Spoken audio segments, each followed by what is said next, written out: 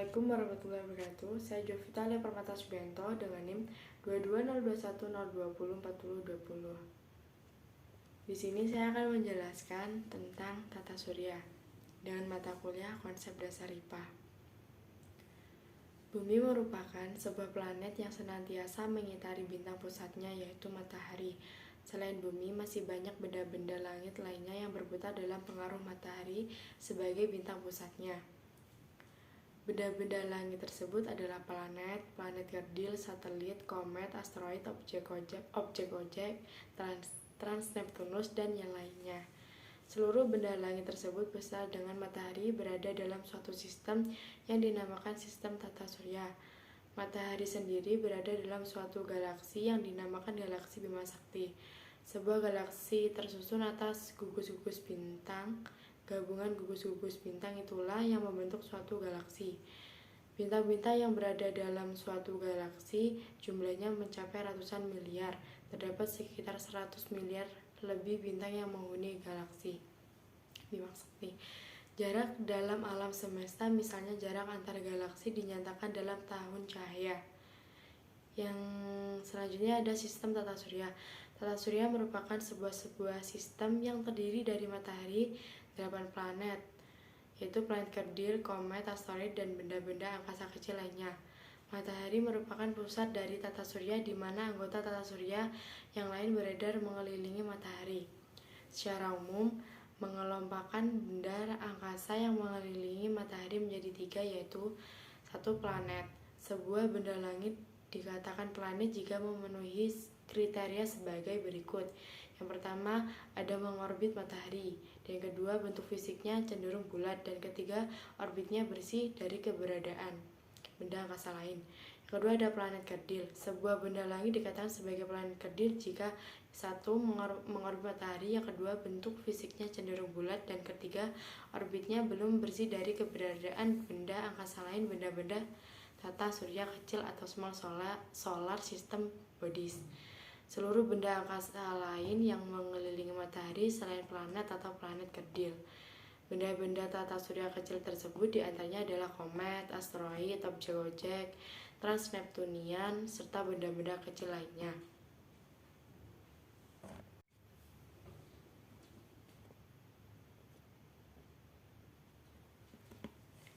D&C ada anggota tata surya.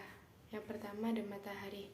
Matahari merupakan sumber energi utama bagi planet bumi yang menyebabkan berbagai proses fisik dan biologi dapat berlangsung. Energi yang dipancarkan oleh matahari dibentuk di bagian dalam matahari melalui reaksi inti. Energi dipancarkan oleh matahari ke bumi dalam bentuk radiasi gelombang elektromagnetik. Yang kedua ada planet.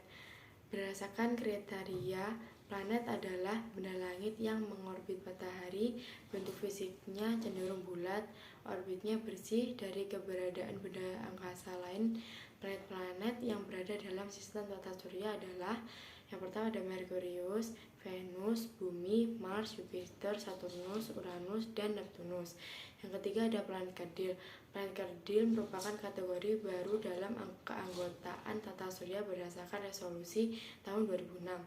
Sebuah benda angkasa dikatakan planet kerdil jika yang pertama ada mengorbit matahari, kedua bentuk fisiknya cenderung bulat, yang ketiga orbitnya belum bersih dari keberadaan benda angkasa lain dan bukan merupakan satelit. Contoh dari planet kerdil ini adalah Pluto dan Ceres. Yang keempat ada satelit. Satelit adalah benda langit pengiring planet. Berdasarkan cara terbentuknya satelit dalam diberikan menjadi 2 bagian, yaitu yang pertama ada satelit alam. Adalah satelit yang terbentuk karena adanya peristiwa alam bersamaan dengan terbentuknya planet. Contoh, bulan sebagai satelit alam, bumi, Titan sebagai satelit alam, Saturnus.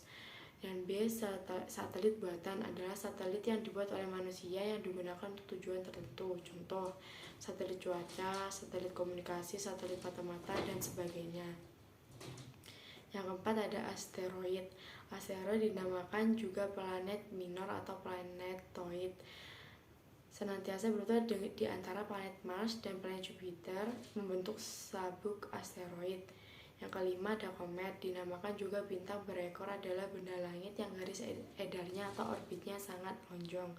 Ekor komet selalu menjauhi matahari sebab mendapat tekanan dari matahari.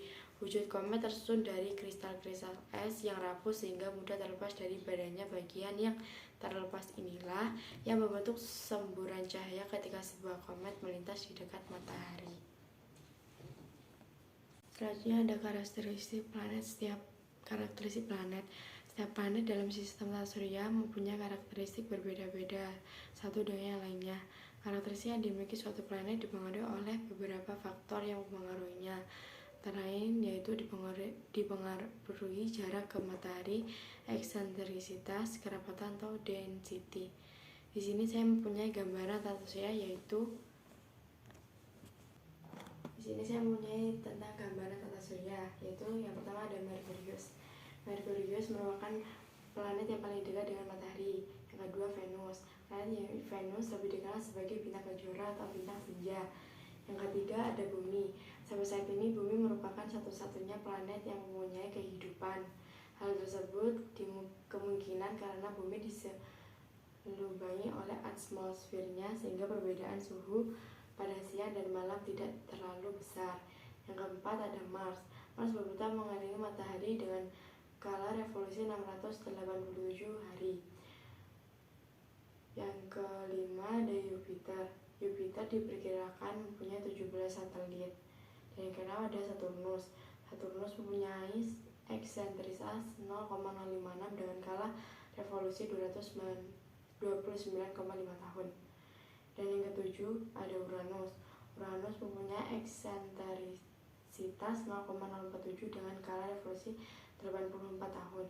Kedelapan ada Neptunus. Neptunus mempunyai eksentrisitas 0,094 dengan 164,8 tahun.